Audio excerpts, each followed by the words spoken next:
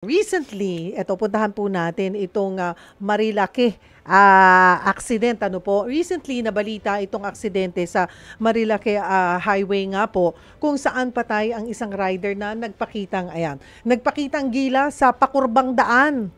Paano dapat tugunan po yung mga ganitong aksidente? Ayan po. Yes, Ma'am Nagtuloy-tuloy Cheryl. siya, nagmala Superman kasi. Opo. Yes, Ma'am Cheryl. Sa road safety, Ma'am Cheryl, may tatlong pangunahing elemento. Number one po, education. At alam naman po natin sa usaping education, hindi naman mahirap intindihin na mali talaga yung ginagawa ng mga riders na katulad po niya. At ikalawa naman po, yung enforcement.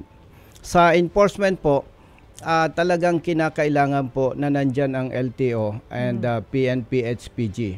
Mandato naman nila yan eh. At nung ako po ay active pa, nasa PNP pa, problema na po yan. At nakipag-ugnayan po ako sa provincial office ng PNP and LTO. Nag-conduct po kami ng joint operations. Ano po. Nung time na yon, wala po akong official capacity dahil advocate ako eh. Pero outside my jurisdiction eh. But I think 2 or 3 consecutive weekends, 0 accident po, walang namatay.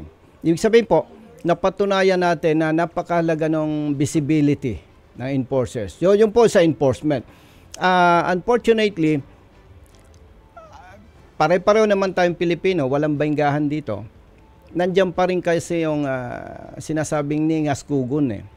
Katulad yan, may nadisgrasya. Sigurado, may kikilos na naman dyan. Dapat po, consistent para maiwasan yung ganyan. Ang mabigat po kasi dyan, Ma'am Cheryl, kaya nalulungkot po ako kung ang namatay o ang mga namamatay po kasi base sa datos, mga 60% dito, tatay eh.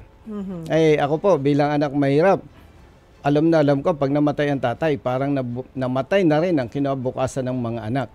At dahil po sa ganyan, mga aksidente, ilan lamang po yan eh, sa mga nakikita at nababalitaan natin. But in general, Ma'am Cheryl, libo-libong Pilipino ang namamatay eh, sa aksidente, sa road crashes.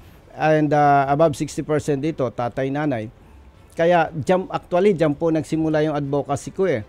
Na ang paniniwala ko dyan, maraming bata ang nasisira ang buhay at kinabukasan. At kung pababayaan lamang po natin ito, ang dulo niyan, maraming bata ang direksyon, maging kriminal at pabigat sa lipunan. So, going back, ang napakahalaga po dyan yung enforcement. At sa kaso po niyan, Ma'am Cheryl, yung itinatanong po ninyo, anong magandang gagawin pa dyan maliban sa enforcement, makikipag-ugnayan po tayo sa DPWH para po ma-suggest natin, ma-recommend natin sa DPWH na makakabuti siguro kung maglagay sila ng rumble strips bago pumasok sa kurbada.